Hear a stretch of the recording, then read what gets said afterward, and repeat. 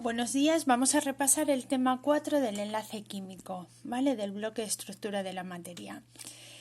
El enlace químico es el tema que nos cuenta el por qué se unen los átomos, ¿vale? Los átomos se unen para formar moléculas, es lo que estáis viendo también con la formulación. Entonces, ¿por qué se une dos átomos de hidrógeno, por ejemplo, con un átomo de oxígeno para formar agua? Bueno, pues estos átomos se unen porque normalmente se llega a una situación que se le dice una situación de máxima estabilidad o lo que es lo mismo de mínima energía. Es decir, que el compuesto que se está formando es más estable que los átomos cuando están por sí mismos solos, ¿vale? Los electrones más externos, los que llamamos los electrones de valencia, son los responsables de que se dé esta unión entre distintos átomos, entre distintos iones o moléculas. Por tanto, es importantísimo para entender este tema tener claro la configuración electrónica de los temas anteriores y saber identificar cuáles son los electrones de valencia. Aquí tenéis el enlace químico y está representado, como decíamos, se unen para formar una molécula más estable. Llega un momento en que los átomos, la distancia entre los átomos, genera una situación de máxima estabilidad, que es esta situación, este punto de mínima energía, ¿vale? Y entonces el enlace químico siempre se forma porque los átomos tienden a perder, ganar o compartir electrones, ¿vale? Dos átomos o más, unos pierden, otros ganan, otros comparten, siempre buscando una mayor estabilidad y por tanto alcanzando esa configuración que decimos de capa completa. Siempre tienen deficiencia o pueden ceder electrones para alcanzar la configuración de capa completa.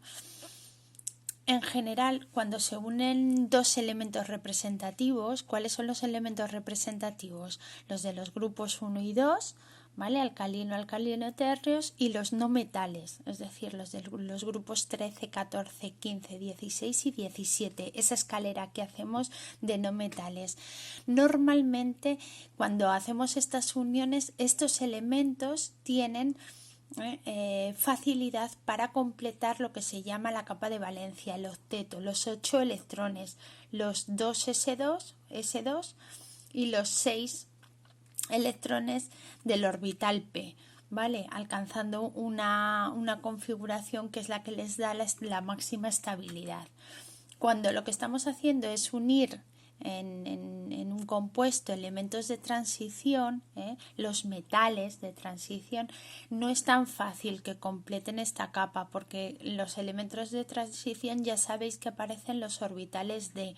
Entonces estos ya tienen muchos electrones, hasta 10 electrones, y eso supondría o ceder o captar un número de electrones excesivos. Entonces esto normalmente la capa completa no se alcanza, pero sí que son capaces, cediendo, compartiendo electrones, de alcanzar configuraciones electrónicas que también son de especial estabilidad, orbitales, por ejemplo, semillenos del orbital d, o incluso completo.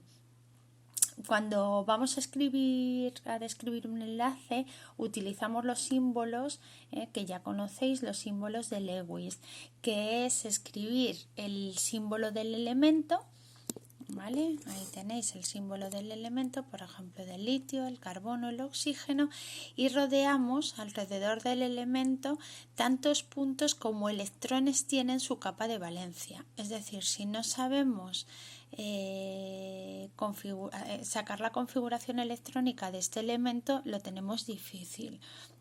El litio es grupo 1, por tanto es un S1, por eso tiene un puntito. El carbono, que es del grupo de 16, será S2, P2, por eso tiene 4 electrones. ¿vale? El oxígeno tiene 2, 4, 5 y 6 electrones en la capa de valencia, se van rodeando, ¿vale? De esta manera. Existen distintos tipos de enlaces y estos se agrupan en enlaces intramoleculares. Enlaces intramoleculares son los enlaces que se forman dentro de la misma molécula. Si habíamos puesto el ejemplo del agua, H2O, son los enlaces que se forman entre los dos átomos de hidrógeno y el átomo de oxígeno, ¿vale? Dentro de la molécula de agua. Y dentro de estos enlaces intramoleculares tendríamos el enlace iónico o covalente. Y luego están los enlaces intermoleculares. Intermoleculares quiere decir entre moléculas. Es decir, yo ya tengo formada mi molécula de agua y son enlaces que se forman con otras moléculas de agua que tengo al lado, ¿vale? Estos serían fuerzas de Van der Waals o enlaces de hidrógeno.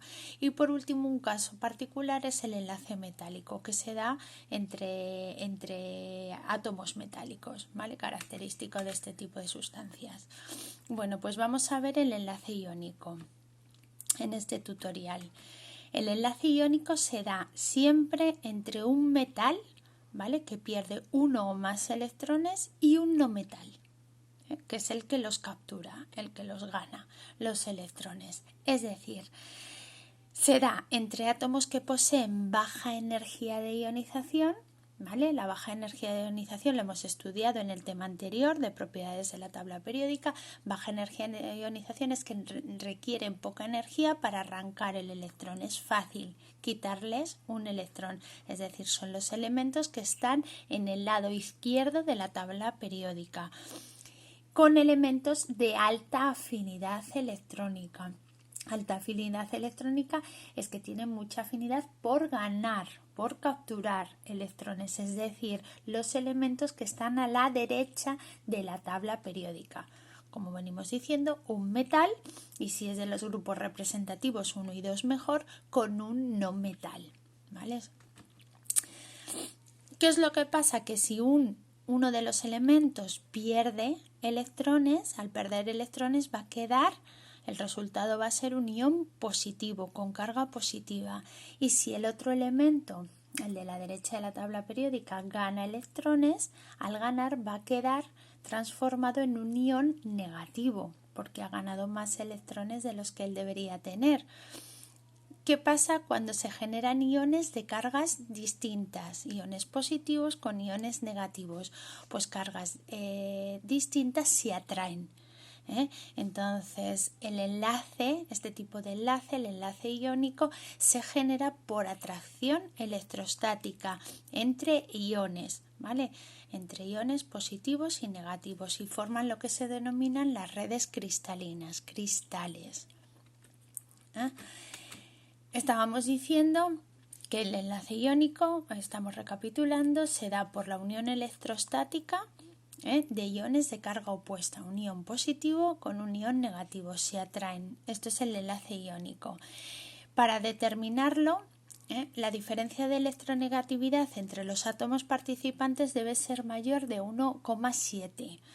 ¿Qué quiere decir esto? Pues estamos diciendo que este tipo de enlaces se forman entre elementos no metálicos que están a la derecha, es decir, muy electronegativos, con elementos que son metales que se encuentran a la izquierda de la tabla periódica, ¿vale?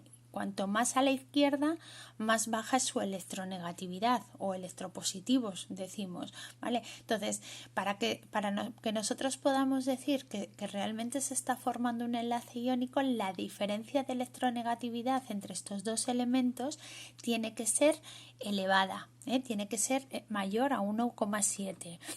Por ejemplo, el fluoruro de litio. ¿Veis? El flúor es el típico elemento no metálico que está a la derecha de la tabla periódica. De hecho, es el elemento más electronegativo.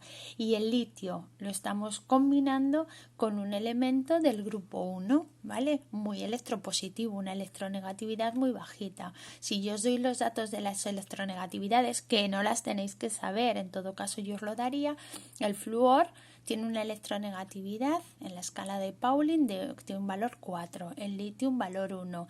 ¿Cuál es la diferencia? 4 menos 1, 3. ¿Vale? ¿Puedo decir que la diferencia de electronegatividad entre estos dos átomos es superior a 1,7? Claro, es 3, ¿vale? Por tanto, claramente el fluoruro de litio está formando un enlace iónico, cumple estas características, unión entre un no metal y un metal cuya diferencia de electronegatividad es superior a 1,7. Aquí tenemos cómo se forma. Yo tengo el átomo de litio, configuración electrónica 1s2, 2s1. ¿Vale? Aquí tenemos este electrón, lo cede. ¿Quién lo acepta? El átomo de flúor. Y vemos 1s2, 2s2, 2p5. ¿Qué es lo que pasa? Que el litio, si cede este electrón, queda convertido en el catión litio. Catión litio que al haber perdido, ¿cómo queda su configuración electrónica? 1s2, capa completa del nivel 1, ¿vale? El flúor capta ese electrón, va a quedar convertido en ion fluoruro, 1s2, 2s2 y como ha ganado un electrón pasa a ser 2p6. Configuración de capa completa. El nivel 2 lo ha completado. Alcanzan un nivel de máxima estabilidad. Y además se forman dos iones. ¿Qué ocurrirá? Que entre ellos se van a unir. Es un enlace por fuerzas electrostáticas, como teníamos. Otro ejemplo, el magnesio con el oxígeno. Magnesio, configuración electrónica 1s2, 2s2, 2p6, 3s2. Estos, los 3s2, son los electrones de la capa de valencia. Si yo lo quiero representar, la configuración de Lewis, tendría que poner dos puntitos. ¿Vale? Tiene dos electrones en la capa de valencia, es decir, la capa de valencia es el nivel más externo. Configuración electrónica del oxígeno 1s2, 2s2, 2p4. Si os dais cuenta, al oxígeno le faltan dos electrones para completar su capa de valencia. ¿Qué ocurre? Que el magnesio es el que cede, en este caso dos electrones, quedará convertido en ion magnesio. Por eso los del grupo 2, que todos tienen esta configuración electrónica, 2s2, quedan, su valencia es 2, ¿vale? 2 positivo. Se cumple lo que se llama la regla del octeto, ha completado los 8 electrones de la capa de valencia. Y con el oxígeno lo mismo, ha aceptado ion óxido, tenemos aquí completada la capa de valencia, ¿vale? Los iones que forman este tipo de estructuras se van ordenando, van formando lo que se denomina la estructura cristalina, un cristal, y se van rodeando en el espacio. Cada ion positivo se va rodeando de iones de signo contrario. Y así se van formando las distintas unidades en el espacio, se va formando el cristal. ¡Ay! Que se me cae, perdón. Se va formando el cristal. Aquí tenéis otros ejemplos. El índice de coordinación, aquí tenemos, si os dais cuenta, no sé si se ve bien, dos cristales, el cloruro de cesio y el cloruro de sodio, ¿vale?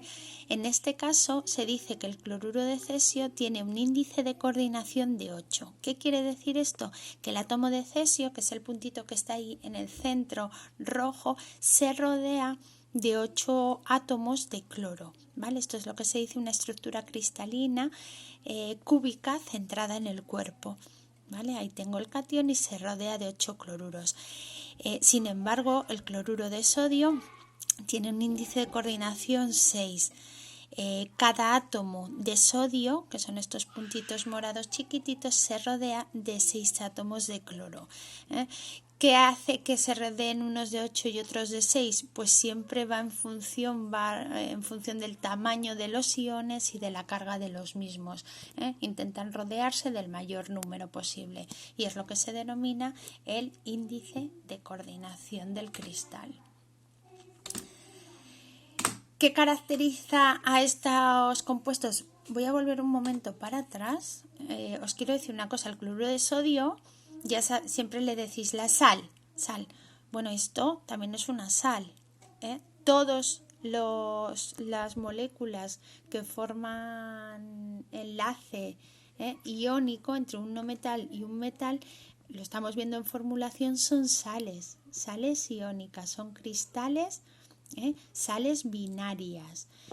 Es verdad que el cloruro de sodio es la sal más abundante y además de uso cotidiano en los domicilios, y le denominamos sal común, pero el cloruro de cesio también es una sal binaria, por eso hay que especificar, cloruro de sodio, cloruro de cesio, son todos sales. Y como sales, igual que el cloruro de sodio que tenemos en casa, todas son sólidas a temperatura ambiente, son sólidos, este tipo de compuestos iónicos, cuyos puntos de fusión y de ebullición son muy elevados.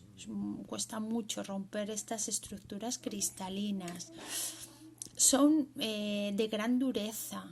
Son muy duros, pero a la vez son frágiles. Estos cristales, si reciben un golpe, se pueden romper. Son solubles en disolventes polares. El disolvente polar es el agua por excelencia, e insolubles en disolventes apolares como el benceno, éter o alcohol. Y luego conducen electricidad si están disueltas las sales o fundidas. ¿Vale? Si nosotros ponemos sal en agua, al disolverse, lo que te estamos haciendo es romper el cristal y por tanto liberando esos iones. Esos iones que permiten el movimiento de la electricidad. Sin embargo, en estado sólido no conducen la electricidad. Es importante. Aquí veis, tenemos un cristal con sus cargas, sus iones positivos y negativos, y está rodeado de moléculas de agua. Aquí tenemos el átomo de oxígeno y los dos átomos de hidrógeno. El agua se dice que es el disolvente polar porque está polarizado. El átomo de oxígeno tiene una densidad de carga negativa y los dos hidrógenos positiva.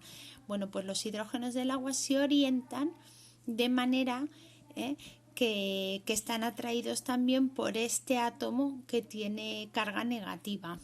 Si el agua lo va rodeando y se van orientando, son capaces de arrancar este ion. De esta manera se dice que se va disolviendo el cristal. El agua va atacando los distintos iones. Aquí, por ejemplo, tengo un ion positivo, será el átomo de oxígeno el que se oriente, atraiga a este átomo y lo va arrancando del cristal. Van disolviendo, ¿vale? Van disolviendo, sacando los iones del cristal.